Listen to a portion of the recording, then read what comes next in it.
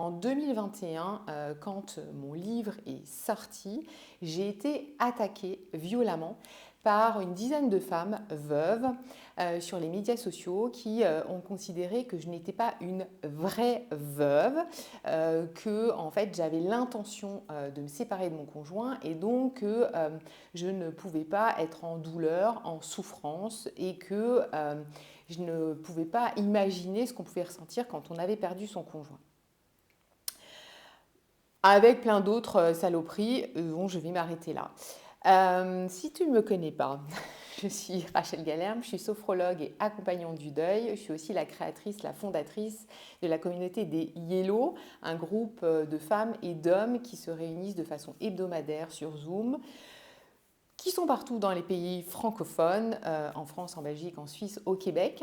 Et je suis aussi l'auteur du livre Revivre après lui ou comment retrouver sa joie de vivre après la mort de son conjoint. Donc c'est justement à la sortie de mon livre que ces femmes sont venues m'attaquer parce que effectivement, de façon très transparente, sur mon site internet, dans mon histoire, j'ai partagé que mon conjoint Jeff, qui s'est suicidé en 2014, avait une maladie psychique, était bipolaire et on avait décidé chacun d'un commun accord les 6 derniers mois avant qu'il passe à l'acte de ne plus vivre sous le même toit. Et ces femmes se sont saisies de ça pour me dire qu'en fait, je n'étais pas une vraie veuve, donc il faudra quand même m'expliquer un jour ce que c'est qu'une vraie veuve, que je n'aimais plus mon conjoint et donc je ne pouvais pas ressentir tout ce qu'elle pouvait ressentir et les phases du deuil qu'elle pouvait traverser. Ça a été assez violent quand même. Et pendant à peu près un mois, j'ai pas fait de vidéo, je me suis un peu repliée sur moi. J'ai continué à accompagner le groupe des Yellow, j'ai continué à faire des séances individuelles, mais je me suis beaucoup questionnée là-dessus. Et en fait, c'était la douleur, la violence des faits a été rapidement apaisée parce que j'avais déjà fait tout un chemin, je savais très bien quelle était mon histoire, ce que j'avais vécu, les sentiments que j'avais pour mon conjoint. Et les étapes du deuil que j'avais traversées, je m'en souvenais très très bien.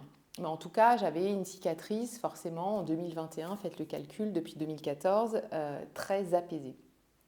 Mais ce que je me suis dit, c'est qu'en fait, et peut-être toi qui m'écoutes, tu es dans cette situation-là.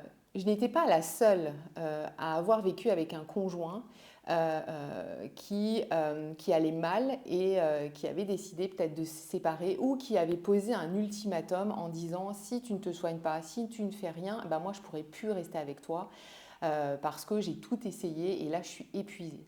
Je ne suis pas la seule et je le sais tellement. Je le sais tellement parce que de nombreuses femmes viennent dans mon groupe et ont vécu cette situation-là.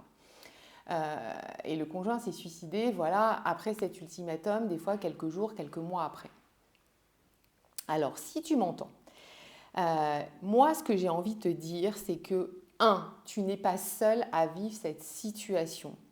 C'est vrai que dans les magazines, c'est vrai que dans les médias, on parle toujours du deuil du merveilleux amour.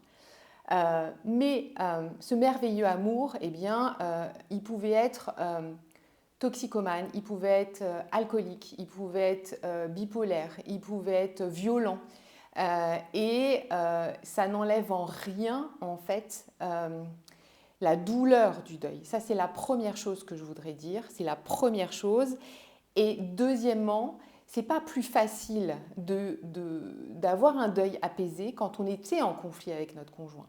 Je dirais même que bien sûr, toute cette merde-là, ces hauts, ces bas, peut-être cette violence, peut-être ces encouragements, ces discussions sans fin, à encourager l'autre à se faire accompagner, à se faire suivre, peut-être des allers-retours avec des tentatives de suicide, aller aux urgences, revenir, discuter, échanger, cette peur au ventre de savoir comment on va trouver l'autre quand on va rentrer le soir, tout ça, ça s'arrête.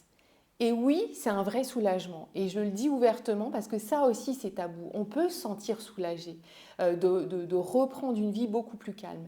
Et en même temps, il y a cette putain de culpabilité, je ne sais pas comment vous le dire autrement, oui, je suis vulgaire, cette satanée culpabilité qui est là avec le regard des autres qui disent mais en fait, bon, tu vivais pas, voilà, tu vis pas un vrai deuil parce que de toute façon, tu voulais te séparer ou de toute façon, il t'en a fait voir de toutes les couleurs ou alors il était dépressif. et tu pouvais plus rien faire, quoi. Donc, c'est pas plus facile parce que ça, je l'entends encore. Je l'entends encore régulièrement.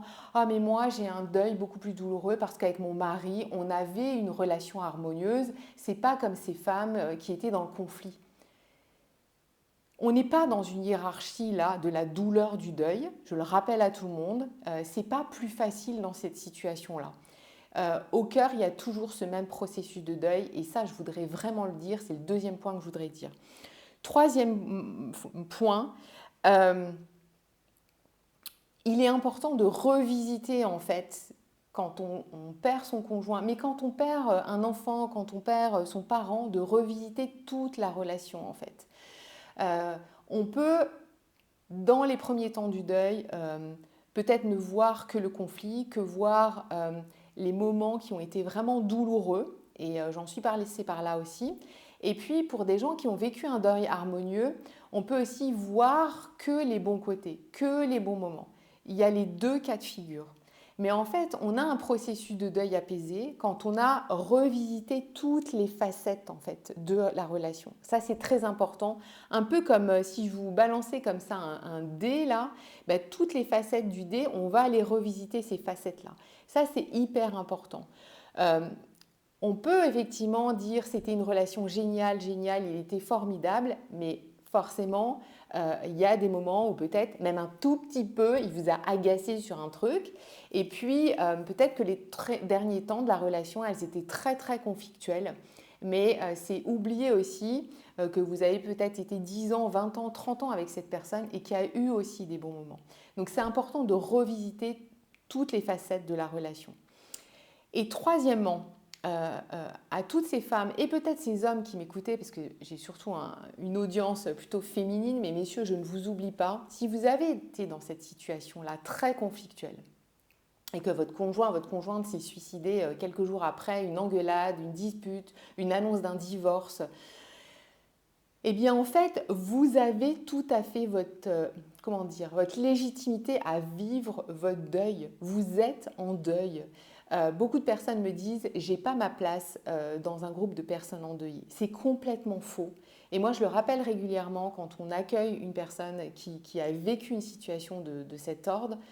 Je rappelle à tout le monde, oui, cette personne, elle a sa place dans le groupe. Vous vivez un deuil véritable. Vous avez besoin de soutien et c'est vraiment important que vous l'entendiez aujourd'hui. Donc j'espère que cette vidéo vous aura aidé. N'hésitez pas à vous abonner à ma chaîne YouTube, dans les commentaires à télécharger les 30 premières pages de mon livre gratuitement. Vous allez aussi avoir le sommaire de mon livre. Et je vous retrouve jeudi prochain pour une nouvelle vidéo. J'ai vraiment hâte de vous lire en dessous. À bientôt. Bye.